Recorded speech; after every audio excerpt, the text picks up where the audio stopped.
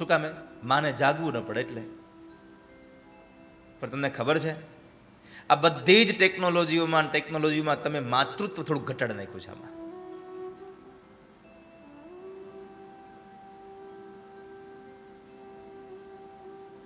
નહીં તો પહેલાના સમયમાં ઘરના આંગણાની દોરીઓમાં બાળોતિયા હુકાતા નહોતા, લંગોટ હુકાતા હતા એટલા બધા. અને અત્યારે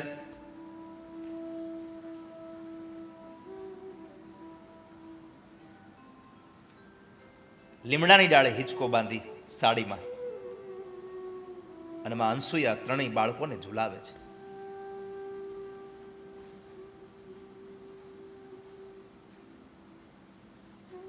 ત્રણ દેવીઓ લક્ષ્મી, પાર્વતી અને સાવિત્રી દેવર્ષિ નારદને મળ્યા. નારદને કહ્યું, નારદ, આ ભગવાન ગયા હજી આવ્યા નથી. ત્રણેય ભિક્ષાવૃત્તિ કરવા ગયા, આટલી બધી થોડી વાર હોય એમાં. નારદ કે હવે આવશે નહીં. કેમ? તો કે તમારા ત્રણેયના ઘરવાળા એને ઘોડિયામાં હિચકે છે. કેમ? તો કે અનસુયાએ પાણી છાંટ્યું ને 6 મહિનાના બાળક થઈ ગયા. તો હવે તો કે તમે જાઓ ને અનસુયા પાસે માફી માગો કે અમારી ભૂલ થઈ ગઈ. કારણ કે આ ત્રણેય દેવીઓએ, આ ત્રણેયને એટલું અભિમાન હતું કે અમારા જેવી કોઈ પતિવ્રતા નારી નથી. આ અભિમાન તો દેવતાઓને છોડ્યા નથી હો, તો આપણને તો શું છોડે.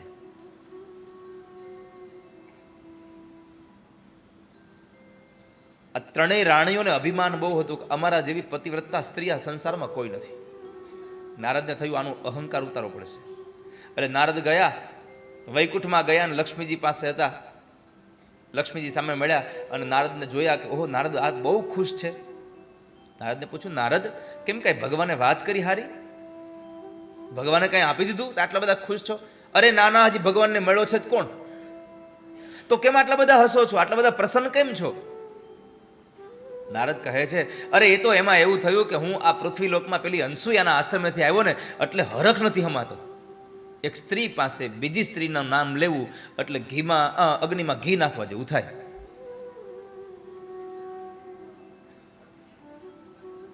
આશ્ચર્યચકિત સાથે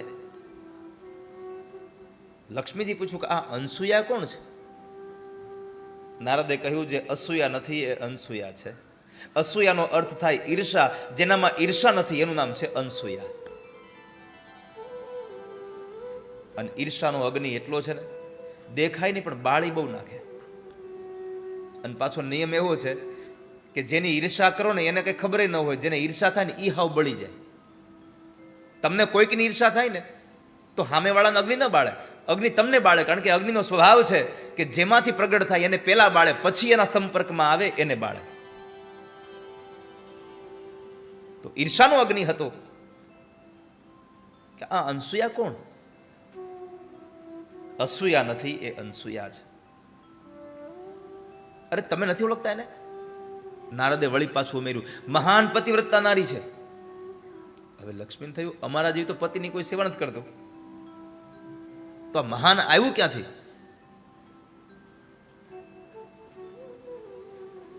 નારદજી તો ત્યાંથી નીકળી ગયા. લક્ષ્મીજી સીધા ભગવાન પાસે ગયા. ભગવાનને જઈને કીધું, પ્રભુ આ અનસુયાનું તમે વ્રત તોડાવો. ભગવાન કહે છે, અરે દેવી, કોકનું ખરાબ કરવા જાય તો આપણું જ ખરાબ થાય. આવું ન કરવું જોઈએ. તો કે ના, ગમે તેમ કરો, આ વ્રત તોડાવો. ભગવાને કીધું કાંઈ વાંધો નહીં, થોડુંક જોવા દો. નારદ ત્યાંથી નીકળીને સીધા જ કૈલાસમાં ગયા. કૈલાસમાં ગયા તો માં પાર્વતી ભગવાનની સેવા કરીને આવતા હતા. હાથમાં થાળ હતો અને એમાં લાડુનો પ્રસાદ હતો. એ લાડુ બરાબર નારદને આપ્યો. નારદે લાડુ ખાધો પણ કીધું કે લાડુ સારો પણ અનસુયાના આશ્રમ જેવો નહીં. એટલે પાર્વતીએ પૂછ્યું કે આ અનસુયા કોણ છે? માં ખોટું ન લગાડતા હો, પણ લાડુ તો બહુ ખાધા, પણ અનસુયાના આશ્રમનો લાડુ ખાધો ને ત્યારથી પછી બીજો લાડુ ભાવતો જ નથી.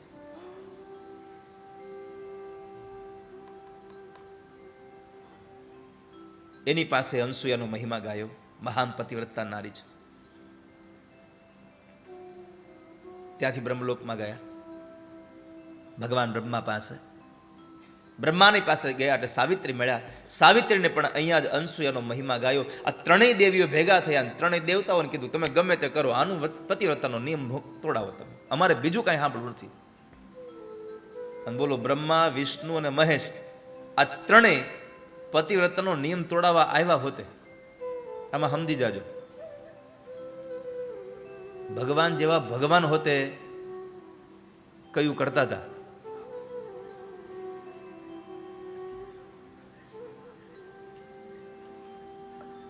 ત્રણ દેવતાઓ આવ્યા તો 6 મહિનાના બાળક બની ગયા. માં એને પોતાનું પૈપાન કરાવે છે. ત્રણ દેવીઓ નારદને પૂછ્યું. નારદે કીધું ભગવાન નહીં આવે, જાઓ માફી માંગો, અમે ત્યાં જઈએ ને શ્રાપ આપી દઈ તો. ત્યારે નારદે કીધું એ તમારી જેમ અસૂયા નથી, એ અનસૂયા છે, જાઓ તમે, માફ કરી દેશે. આવે છે ત્રણેય દેવીઓ માં પાસે ક્ષમા માગી કે માં અમને અમારી ભૂલ થઈ ગઈ, ક્ષમા કરી દો. એ અરસામાં બરાબર અત્રિ ઋષિ આવ્યા.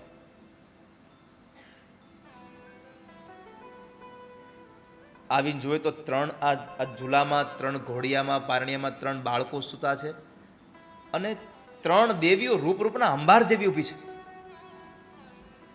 એટલે એણે અનસૂયાને પૂછ્યું કે દેવી આ બધું શું છે, આ બાળકો કોણ છે, આ સ્ત્રીઓ કોણ છે? તો અનસૂયાએ ઓળખાણ આપી, લે તમે નથી ઓળખતા? આ ત્રણ જે છોકરા છે ઘોડિયામાં હિંચકે એ આપણા દીકરા છે, અને ત્રણેય સ્ત્રીઓ છે એ આપણા દીકરાની વહુ છે, આપણી પુત્રવધુ છે.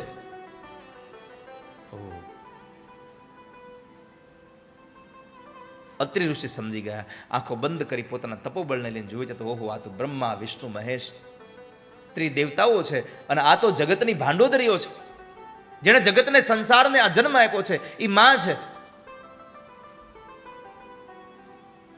દેવી, જગતની માને આપણી પુત્ર વધુ ન કહેવાય, જગતના બાપને આપણા દીકરા ન કહેવાય. એટલે એમણે અત્રિ ઋષિએ પોતાના તપોબળથી પાણીની અંજલિ ભરી છાટી અને ત્રણ દેવતાઓને ફરી પાછા પોતાના મૂળ રૂપમાં આવ્યા. એ સમયમાં અનસૂયાના આંખમાંથી અશ્રુની ધારા પડી ગઈ.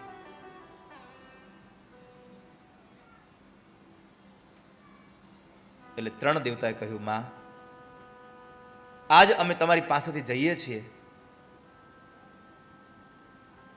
પણ તમારા મનની ઈચ્છાને જાણી અમે, એટલે અમારા ત્રણેય દેવતાઓના અંશાવતાર એવો દત્ત, દુર્વાસા અને ચંદ્રમા અમે તમારા ઘરે દીકરો થઈને આવીશું. દત્ત, દુર્વાસા અને ચંદ્રમા ત્રિદેવના અંશાવતાર થઈને તમારા ઘરે આવીશું. અને એમાં જે દત્તાત્રેય મહારાજનું પ્રાગટ્ય થયું,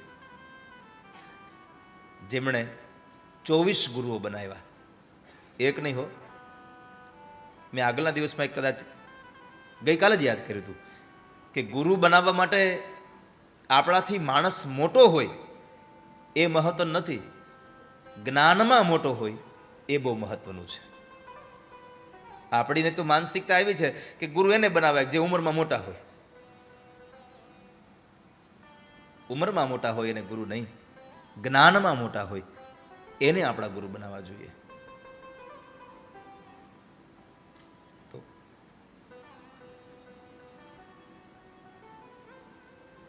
દત્તાત્રેય મહારાજનું પ્રાગટ્ય થયું અને એમણે 24 ગુરુઓ બનાવી અને સંસારના લોકોને જ્ઞાન આપ્યું કે જેની પાસેથી તમને જ્ઞાન મળે છે એને ગુરુ બનાવી લો.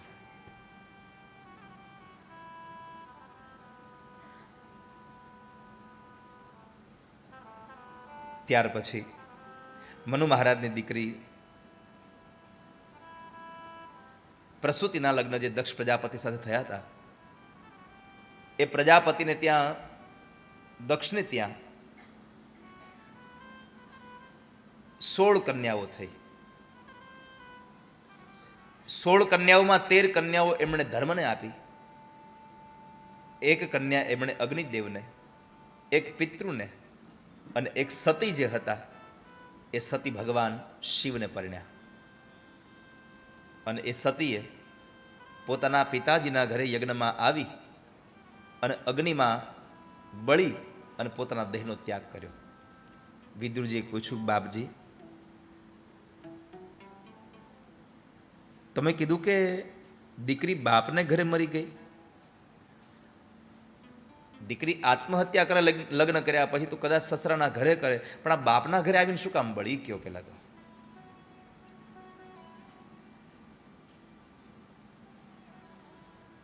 મૈત્રેય ઋષિ વિદુરજીને અને સુખદેવજી મહારાજ રાજા પરીક્ષિતને કથા સંભળાવે છે.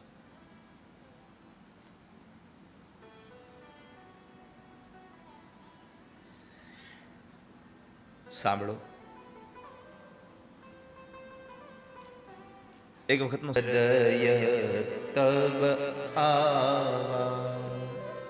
તુલસીદાસજી મહારાજે રામચરિત માનસમાં આ પ્રકરણને લખ્યું. એમાં લખ્યું છે કે બળ અધિકાર દક્ષ જબ પાવા. દક્ષને જ્યારે મોટો અધિકાર મળ્યો, પ્રજાનો નાયક બનાવ્યો, અને એ સમયે એના હૃદયમાં અભિમાન આવ્યું છે. આ સંસારનો નિયમ છે કે કશું પ્રાપ્ત થાય ને એટલે હારે બીજું કઈ આવે કે ના આવે, પણ થોડો અહમ તો આવે જ. કોઈકને પોતાના રૂપનો અહમ આવે, કોઈને પોતાની આવડતનો અહમ આવે, કોઈને પોતાના પૈસાનો અહંકાર આવે, પણ અહંકાર આવ્યા વગર ન રહે. અને એટલું લખી રાખજો કે જેને જીવનમાં અહંકાર આવ્યો છે એનું પતન આજ નહીં તો કાલ થશે, થશે ને થશે, એમાં સંશય નથી. અહંકાર આવ્યો એટલે ડૂબો. જેવી રીતે નદીમાં એક નાવ તરતી હોય અને એ નાવની અંદર નાનું એવું પણ સોયના નાકા જેટલું પણ જો કાણું પડી જાય તો એમાં ધીમે ધીમે ધીમે ધીમે પાણી આવે અને એ પાણી પછી નાવને ડૂબાડે. એમ તમારા જીવનમાં નાનું એવું અભિમાન આવ્યું તો તમારા જીવનને ડૂબાડશે. આટલું યાદ રાખી લેજો. ચાહે અભિમાન તમને જેનું પણ હોય. ગર્વ કિયો સોઈ નર હાર્યો. જેણે જેણે અભિમાન કર્યું છે એ બધા જ હાર્યા છે સંસારમાં. ઘણાનું અભિમાન તો આપણને એની વાણીમાં જ દેખાય આવે, એની બોલવા ઉપર આપણને દેખાય આવે. અમુક અમુક તો આપણને પોતાનું કંઈક આમ સ્ટેટસ છે એવું બતાવવા હાટું એટલું ચીપી ચીપીને બોલે, આપણને થાય કે આના કરતાં આપણે ઘરે વેદ સારું.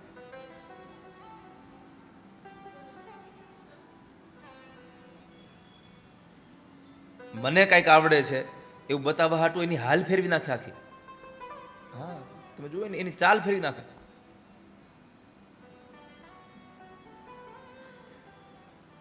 તમારે બતાવવું જ છે કે મારામાં કંઈક છે તો એવું કામ કરો કે દુનિયા તમારા કામને જોવા માટે આવી પડે.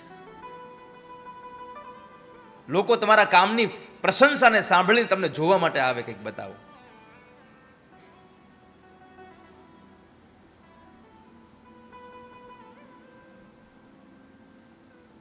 એટલો અહંકાર આવ્યો.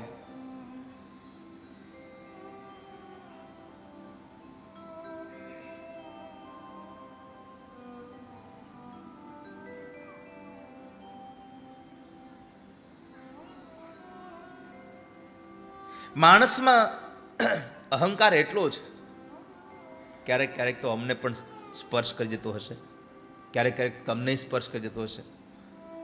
ક્યારેક અમને એવું થતું હશે, આ નમ્રતાના કપડાઓ પહેરીને આવ્યા હોય, ક્યારેક એવું પણ લાગે કે અમારામાં કાંઈક હોય તો તમને ઉપર બેહારે, ન હું કામ ઉપર બેહારે અમને. તમે પાછા ક્યારેક એવું પણ કહો, અમને તો ચપ્પલ પાસે બેહારે તો અમે કથા સાંભળી લઈએ, અમે તો જૂતા પાસે બેસે તો કથા સાંભળી લઈએ. આ નમ્રતાની અંદર અંદર તો ખરેખર અહંકાર જ પડ્યો હોય.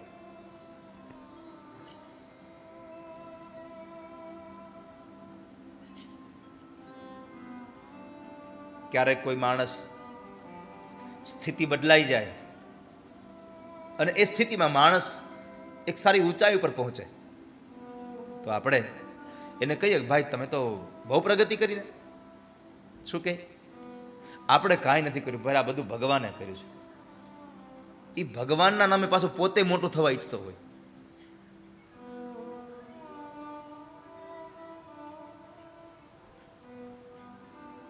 અહંકાર માણસને એટલો બધો બાળે, અહંકાર એટલો બધો એને પછાડે.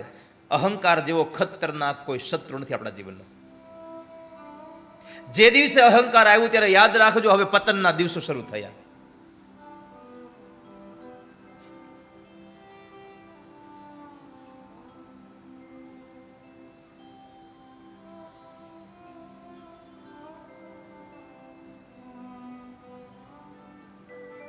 આ સંસારનો મોહ માણસને મારે છે. સંસારમાં આમ જોવા જાવ તો ત્રણ મુખ્ય શત્રુઓ છે, ત્રણ મુખ્ય યોદ્ધાઓ છે. એક રાવણ, એક કુંભકર્ણ અને એક મેઘનાદ. ત્રણ શત્રુઓ છે. આ રામચરિત માનસમાં તુલસીદાસજી એને ત્રણ યોદ્ધાઓ બતાવ્યા છે. રાવણનું કામ છે મારવાનું, કુંભકર્ણનું કામ છે ખાવાનું અને મેઘનાદનું કામ છે બાંધવાનું.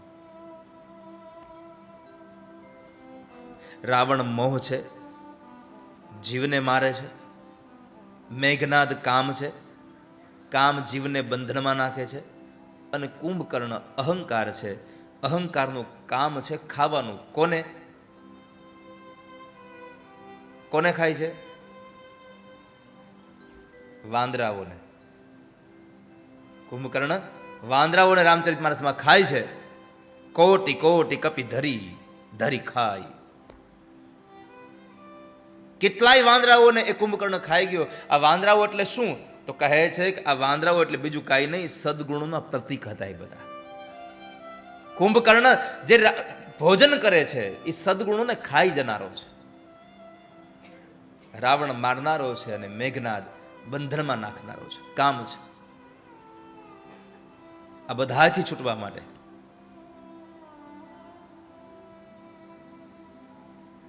એકમાત્ર સાધન છે અહંકારને છોડીએ. અહંકાર ન આવે. આપણામાં ગમે એટલા સદગુણ હોય, પરંતુ જો એમાં એક નાનો મોટો અહંકાર આવે તો સદગુણની કિંમત નહીં થાય. એ આપણી અંદર રહેલા સદગુણને ખાઈ જશે અને પછી લોકો સદગુણને નહીં જોવે, એ અહંકારને જ જોશે.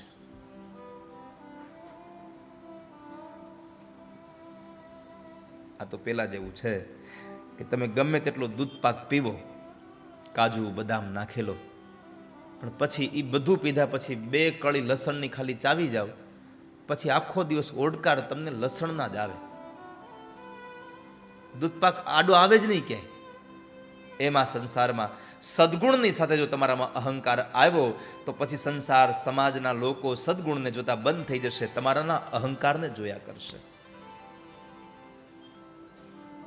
આ કથા અહંકારને મારવાની છે.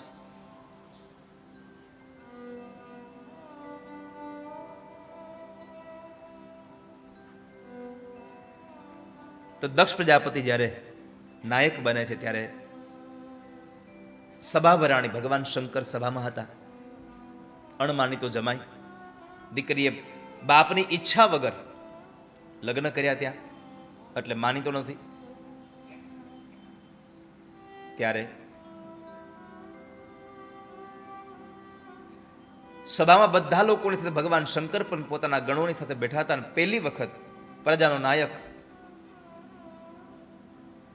પોતાની કચેરીમાં પ્રવેશ કરતો આવે છે. જેવો આવ્યો બધા લોકો ઊભા થઈ ગયા અને ઊભા થઈને એનું સન્માન કરે છે. લોકો હાથ જોડીને ઊભા રહ્યા છે. આવો પધારો. કોઈ ફૂલ પહેરે છે, કોઈ તાળીઓનો ગડગડાટ કરી રહ્યા છે. આવે છે, ચારે બાજુ ચકર વકર જોયા કરે છે. એમાં બરાબર નજર પડી કે ઓલો જમાઈ ઊભો ન થયો. જેટલા ઊભા થયા હતા ને એનું બધાનું સુખ વયું ગયું. ક્યાં? એક ઊભો ન થયો. એમાં આપણું આવું જ છે. જે મળ્યું છે ને એનું સુખ નથી લઈ શકતા આપણે, જે નથી મળ્યું ને એના દુઃખમાં દુઃખી રહીએ છીએ. તેજરીમાં પડ્યા છે ને વાપરીને સુખ નથી મેળવી શકતા. જે પૈસા નથી આવ્યા પાસે એને મેળવવા માટે દોડાદોડ કરીને આપણા શરીરને, આપણા મનને, આપણા જીવને બધાને દુઃખી કર્યા કરીએ છીએ.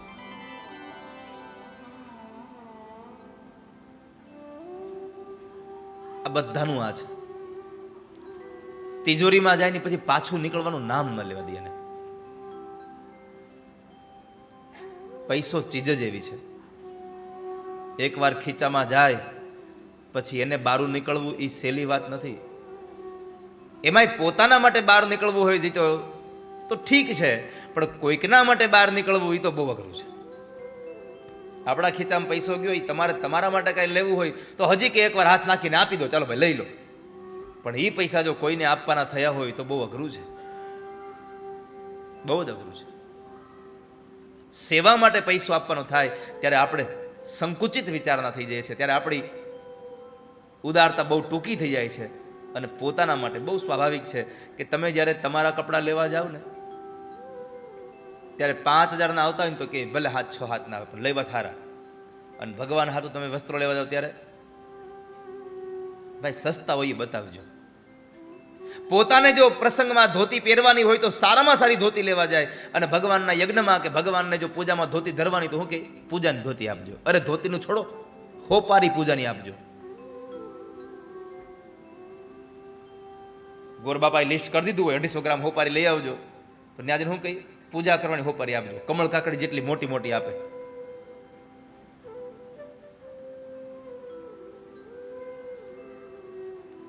જે મળ્યું છે એને આપણે વાપરી નથી શકતા એટલે સુખ નથી મળતું.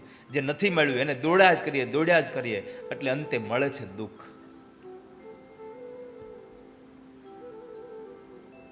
અહીંયા દક્ષ પ્રજાપતિની હાલત આ જ થઈ કે સભાના બધા લોકો ઊભા થઈને સન્માન કરતા હતા. ઈ એને કોઈ આનંદ ન અપાવી શક્યું. ભગવાન શંકર બેઠા રહ્યા ને ઈ એને દુઃખ થયું. આણે મારું અપમાન કર્યું. આવતાની સાથે જ એમણે ભગવાન શંકરની નિંદા કરી, ન બોલવાના શબ્દો ભગવાન માટે બોલે છે. ત્યારે ભગવાન તો કશું બોલ્યા નહીં, કારણ કે શિવ નામ જ કલ્યાણ છે.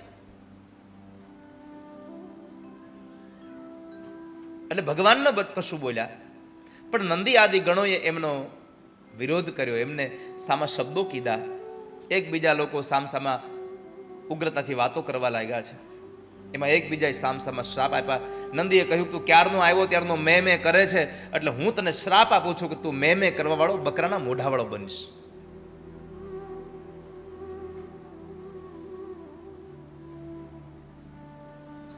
બકરાના મોઢાવાળો બનીશ એવું કહ્યું. આ બાજુ વાતાવરણ બહુ તંગ થઈ ગયું હતું. ભગવાન સમજી ગયા એટલે ગણોને લઈ અને જતા રહ્યા પોતાના ધામમાં. પોતાના ઘરે ગયા પછી એક બહુ અદ્ભુત કથા છે. ભગવાન પોતાના ધામમાં ગયા પછી પણ એક પણ શબ્દ એણે પોતે માં ભવાનીને 4 નવરાત્રીઓ છે. મહા મહિનાની નવરાત્રી છે, ચૈત્ર મહિનાની નવરાત્રી છે, અષાઢ મહિનામાં નવરાત્રી આવે અને એક આસો મહિનામાં નવરાત્રી આવે છે.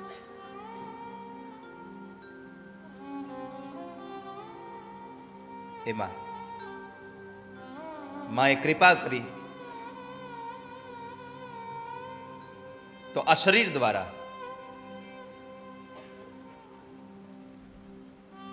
3 શક્તિપીઠોમાં કથા કહેવાનો અવસર મળ્યો. પહેલી કથા જ્યાં માના શરીરમાંથી હૃદય પડ્યું, એ હૃદયનું સ્થાન એટલે અંબાજી, આબુ અંબાજીમાં કથા થઈ. બીજી કથા બહુચરાજીમાં થઈ. ત્રીજી કથા વૈષ્ણોદેવીમાં થઈ. શારદીય નવરાત્રિમાં અનુષ્ઠાનનું પર્વ વૈષ્ણોદેવીમાં કથા કરી. અને આવતા વર્ષે સંકલ્પમાં પાસે મનોરથ મૂક્યો કે આવતા વર્ષે ચોટીલામાં કથા થાય. નવરાત્રિનું એ ઉપાસનાનો પર્વ માં ચામુંડના દરબારમાં નવરાત્રિ ગાવા મળે એવો સંકલ્પ, એવો મનોરથ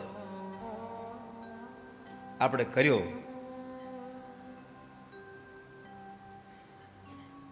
અને મેં અગાઉ પણ કહ્યું છે કે આપણે મનોરથ કરી શકીએ, પૂરો કરવો ન કરવો એ તો એના હાથમાં છે.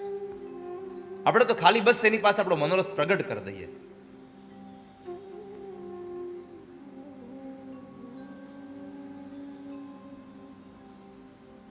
એ માના દરબારમાં શારદીય નવરાત્રિનો ઉત્સવ 51-52 શક્તિપીઠોની સ્થાપના થઈ. પછી દેવતાઓએ સ્તુતિ કરી ભગવાનને શાંત કર્યા. પરમાત્મા શાંત થયા પછી દેવતાએ બીજી વિનંતી કરી, પ્રભુ એક કામ કરો, આ વીરભદ્રને શાંત કરી દો, અમને મારી નાખશે. ભગવાને વીરભદ્રને શાંત કર્યા. પછી દેવતાઓએ બીજી સ્તુતિ કરી, પ્રભુ એક કામ કરો, હવે આ દક્ષ પ્રજાપતિને સજીવન કરી દો. દક્ષને સજીવન કરવાનું કહ્યું એટલે ભગવાને ત્રિશુળ વડે બકરાનું મસ્તક ઉતારી લે અને એ મસ્તકને આની સાથે જોડ્યું. બકરાનું મસ્તક જોડી ભગવાને પ્રાણ પૂર્યો, ચૈતન્ય આવ્યું, આંખો ખુલી, ભગવાનને જોયા અને પરમાત્માની સ્તુતિ કરવા ગયો. પણ ભગવાનની સામે બોલી ન શક્યો. કેમ? માણસનું મોઢું હતું ત્યારે ભગવાનની નિંદા કરી, બકરાનું મોઢું આવ્યું તો ભગવાનની સ્તુતિ કરવા ગયો એટલે બોલી ન શક્યો. એટલે તાળીઓ પાડી, એને તાળીઓ પાડી ભગવાન શંકરની પૂજા કરી. એ સમયથી આજે પણ કળિયુગના લોકો હજી શિવાલયમાં જાય તો હજી તાળીઓ વગાડે છે. ત્યાં આગળ હજી શંકરના મંદિરમાં તાળીઓ વગાડીએ છીએ.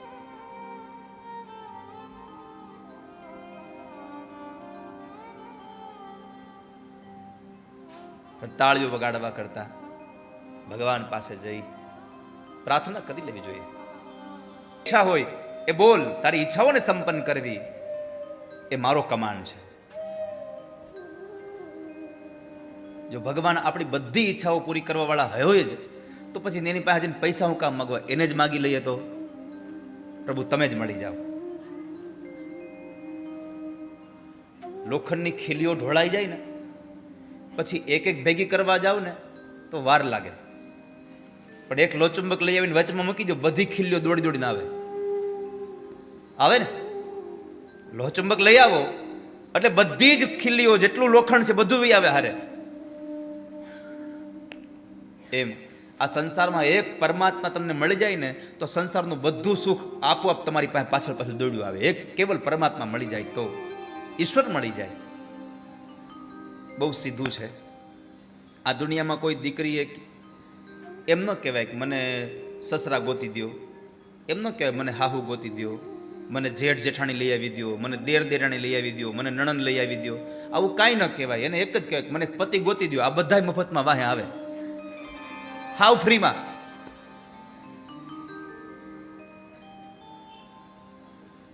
એમ પરમાત્મા જો મળી જાય ને તો બધું સંસારનું સુખ આપોઆપ તમારી ઝોલીમાં આવી જાય. એ કેવલ પ્રભુ મળી જાય. પ્રભુ પાસે પ્રાર્થના કરી, ભગવાન કૃપા કરો, મારો ગર્વ ટાળી દો, મારું માન અને મદાને ટાળી દો અને હવે શાંતિ સ્થાપી દો. ભગવાને એનો યજ્ઞ સમાપન કરાવ્યો. આ કથા એવું બતાવે છે કે તમે સત્ય કર્મ કરવા જાઓ પણ સત્કર્મમાં તમારો જો ભાવ નહીં હોય સારો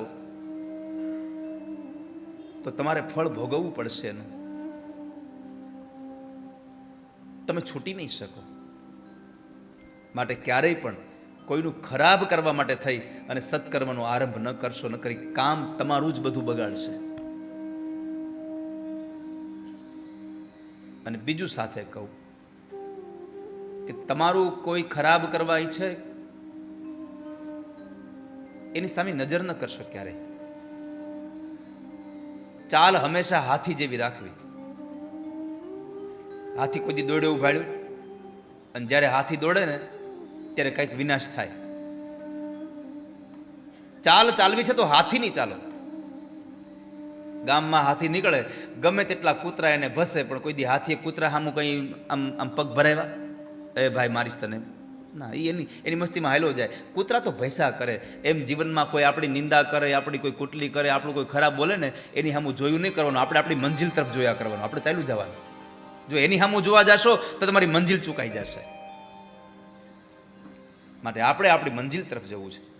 આપણું ગમે તે લોકો બોલે, શતકોમાં તો ત્યાં સુધી લખ્યું છે કે કોઈ તમારી સ્તુતિ કરે તો એની સામે પણ નજર ન કરો અને કોઈ તમારી નિંદા કરે તો એની સામે નજર ન કરો. કારણ કે સ્તુતિ સામે જો નજર કરશો તો તમે લોભાઈ જશો, તો તમને મદ આવી જશે, અને નિંદા સામે નજર કરશો તો તમે દુઃખી થઈ જશો, તો ભાંગી પડશો. માટે ન સ્તુતિ સામે જુઓ, ન નિંદા સામે જુઓ. બસ તમે તમારું કર્તવ્ય કરતા જાઓ, તમે તમારું કર્મ કરતા જાઓ.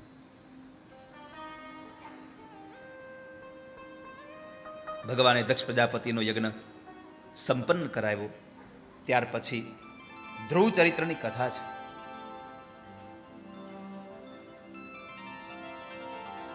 ધ્રુવજી મહારાજ મનુ મહારાજના દીકરા ઉત્તાનપાદ અને પ્રિયવ્રત, એમાં ઉત્તાનપાદના દીકરા ધ્રુવજી છે. ઉત્તાનપાદને બે પત્નીઓ છે, સુરુચિ અને સુનીતિ. સુનીતિનો દીકરો ધ્રુવ છે અને સુરુચિનો દીકરો ઉત્તમ છે. આ કથા કોઈ અન્ય રાજાની નથી, આપણી બધાની કથા છે. આ જીવ એ ઉત્તાનપાદ છે. ઉત્તાનપાદનો અર્થ છે જેના પગ ઉપર હોય અને મસ્તક નીચે હોય, એને ઉત્તાનપાદ કહેવાય. તો આપણને પ્રશ્ન થાય, આપણું તો માથું ઉપર છે, પગ નીચે છે. એ તો હવે, પણ માના ગર્ભમાં હતા ત્યાં સુધી ઉત્તાનપાદ જ હતા આપણે બધા. માના ઉદરમાં જેટલા પણ જીવાત્માઓ આવે છે બધા ઊંધા લટકે છે. અને એ જીવાત્મા જ્યારે જન્મ લે પછી એને બે પત્નીઓ થાય, સુરુચિ અને સુનીતિ. એમાં બધાને સુરુચિ બહુ વાલી હોય. ખાવું, પહેરવું, ઓઢવું, હરવું, ફરવું, આ બધાને બહુ વાલું હોય.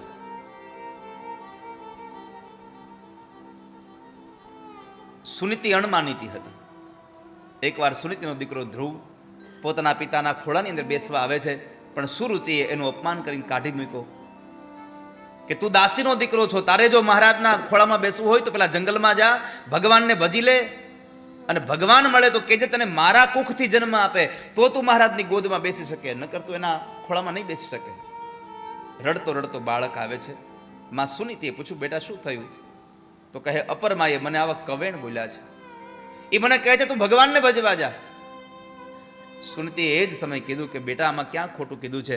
આમ પણ આપણા બધાના સાચા પિતા તો ભગવાન જ છે ને. ભગવાનને ભજવાનું કીધું, એમાં કઈ ખોટું નથી કીધું. તું ભગવાનને ભજવા જા. તો હેમાં ભગવાન મળે? મળે ને. ક્યાં મળે ભગવાન? બેટા ક્યાં નો મળે ભગવાન? હરિવ્યાપક સર્વત્ર સમાના. ભગવાન સર્વત્ર વ્યાપક છે. તમે જ્યાં નજર કરો ત્યાં ઠાકોરજી છે. તને ન દેખાય તો એમાં એમાં એમાં આપણો કોઈ દોષ નથી. એમાં તારી બુદ્ધિનો, તારી દ્રષ્ટિનો દોષ છે.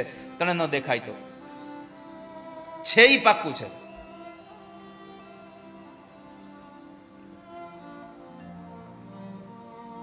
ભગવાન છે પાક્કું છે. ત્યારે માએ કીધું, બેટા ભગવાન બધે છે પણ પ્રેમ હોય ને ન્યા દેખાય. હરિવ્યાપક સર્વત્ર સમાના, પ્રેમ તે પ્રગટ હોય મેં જાના. જ્યાં પ્રેમ હોય ત્યાં તને પરમાત્મા દેખાય. આપણને જો ભાવ હોય ને તો ગમે તે જગ્યાએ ભગવાન દેખાય. ભાવ ન હોય તો મોટા મોટા મંદિરોમાં, મોટી મોટી મૂર્તિમાં આપણને ભગવાન ન દેખાય. તમને ભાવ હોવો બહુ જરૂરી છે. બેટા ભાવ હોય, પ્રેમ હોય તો ભગવાન મળે. કેમ ન મળે?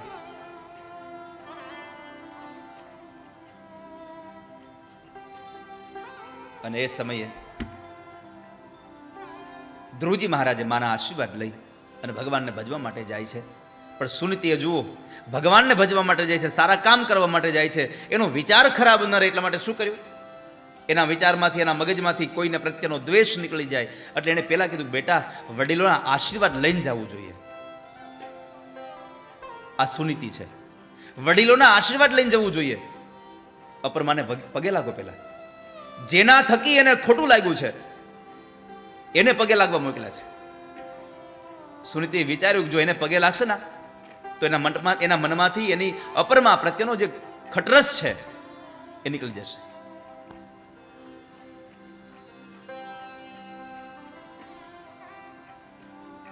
અને ત્યારે વંદન કરીને ધ્રુવજી મહારાજ નીકળે છે. માં સુનીતિએ ભગવાનને પ્રાર્થના કરી કે જેને ભજવા જાય છે એ ભગવાન મારા દીકરાની ઠંડીમાં રક્ષા કરે, એ ભગવાન મારા દીકરાની ભૂખમાં રક્ષા કરે, એ ભગવાન મારા દીકરાની તાપમાં રક્ષા કરે, એ ભગવાન મારા દીકરાની પશુઓથી રક્ષા કરે.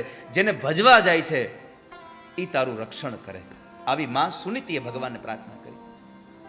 આ સુનીતિ હતી ને એટલે એ બાંધવા ન ગઈ. બીજી હોત તો કયું નહીં ગઈ હોત, હાલ ઉપર બેહવા હે ની ન દે, તરત જ લઈ જાય.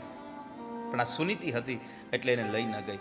પણ જેવા સંસ્કારો આપો ને એવા તમારા બાળકો ઉત્પન્ન થાય છે.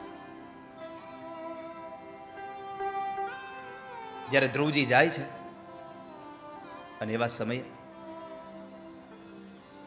ધ્રુવજી મહારાજ જેવા જંગલના મધુવનના માર્ગ ઉપર ચડ્યા, સામેથી દેવર્ષિ નારદ મળ્યા છે.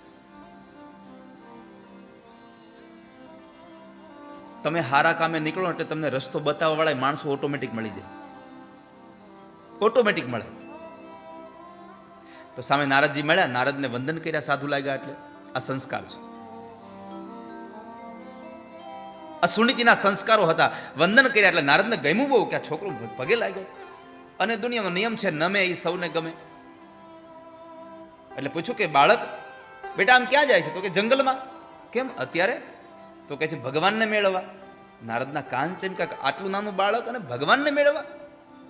પરીક્ષા કરી કે બેટા તને લાગે છે તને ભગવાન મળશે આ જંગલમાં? મહારાજ ઘરેથી નીકળતાની સાથે તમારા જેવા સંતના દર્શન થયા છે ને એટલે મને ભરોસો છે કે ભગવાન મળશે, મને પરમાત્મા મને મળશે.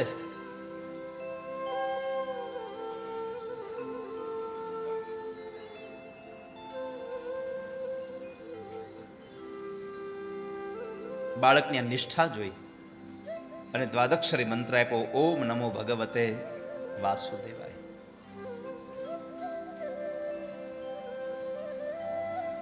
મંત્ર આપીને કીધું કે લે બાળક આ મંત્રનો બેટા જપ કરજે, પણ વિરક્ત બનીને જપ કરજે, કોઈ આસક્તિ નહીં, કશું મેળવવા માટે નહીં, પ્રભુને રાજી કરવા માટે આનો તું જપ કરજે, તને ભગવાન મળશે. બાળક આવે છે પ્રભુના દર્શન માટે, હો ખાલી ઈશ્વરના દર્શન માટે આવે છે. દેવર્ષિ નારદ સીધા જ ઉત્તાનપાદ રાજા પાસે ગયા અને કહ્યું કે રાજા જંગલમાં જવાનો સમય તારો હતો ને ગયો તારો દીકરો, હવે આ સુરુચિને લાડ લડાવવાના બંધ કરો, સુનીતિને વાલી બનાવીને ભગવાનને ભજી લો. હવે